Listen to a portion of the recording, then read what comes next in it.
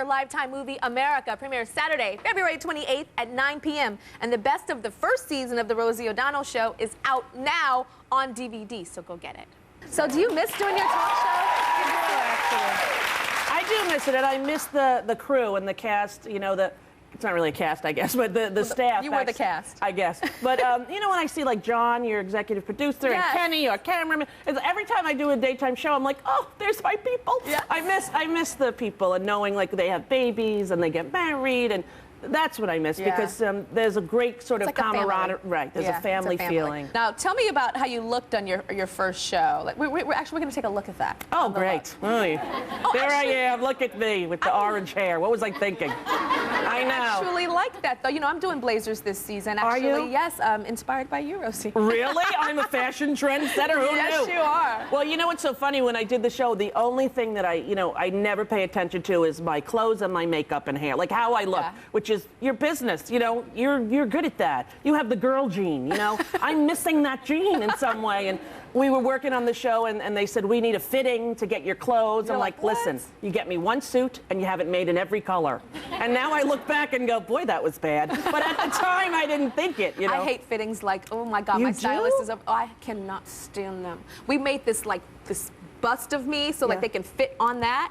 but then I lose weight and gain weight, so that doesn't work. Oh God, I hate a fitting just like you, honey. I understand. Well, that is good to know, because I have this illusion that all of you girly, gorgeous model girls love it. You know? Hell no. Oh no, it's like my worst thing: hair, makeup, and clothes. I'm like, ugh. If I could wear sweats every day and just a bandana, I'd be happy. You know? Tell me how you felt when you, like, right before you walked out on the stage of that very first show. Were you nervous? Were you? You know, what were you feeling? From doing so many years of stand-up, I started doing stand-up when I was like 16 years old. So by the time I did that show, I was 35. I had almost 20 years experience in front of a live audience.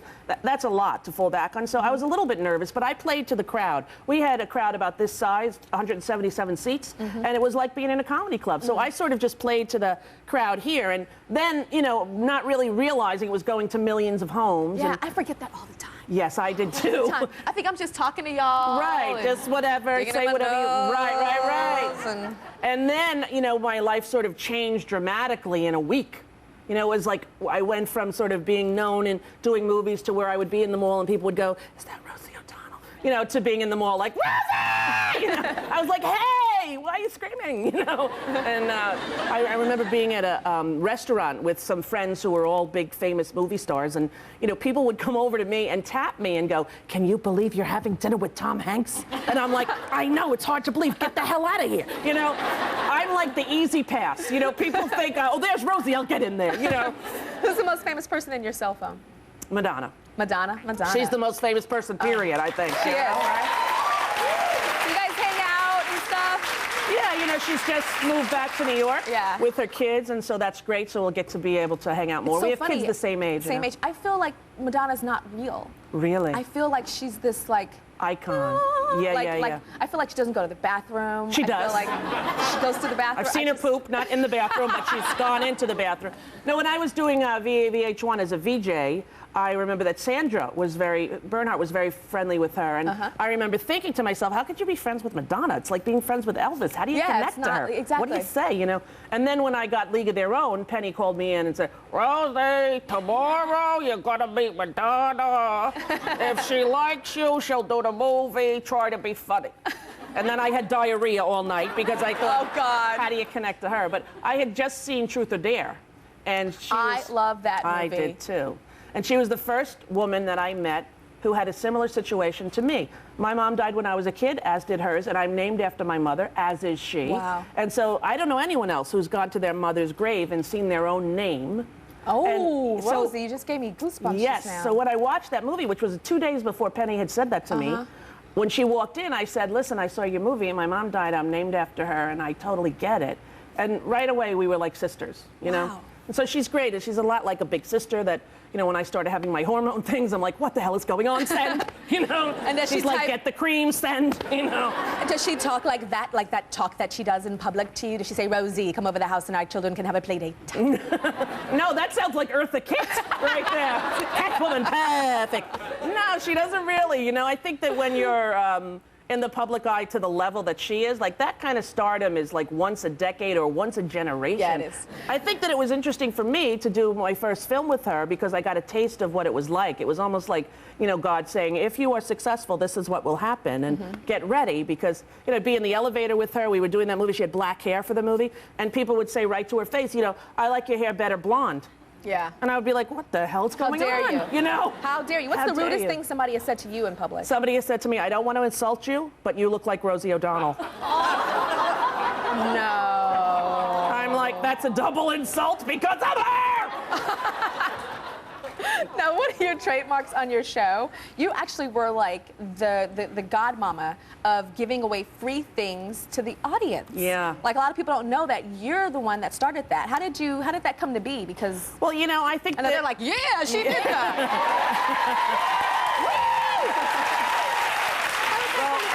You know, when we were kids, we grew up on Long Island. We didn't have a mom. It was kind of a tough situation. And I remember one night, my brother Danny called up WBLI radio station, and he won a Bread CD.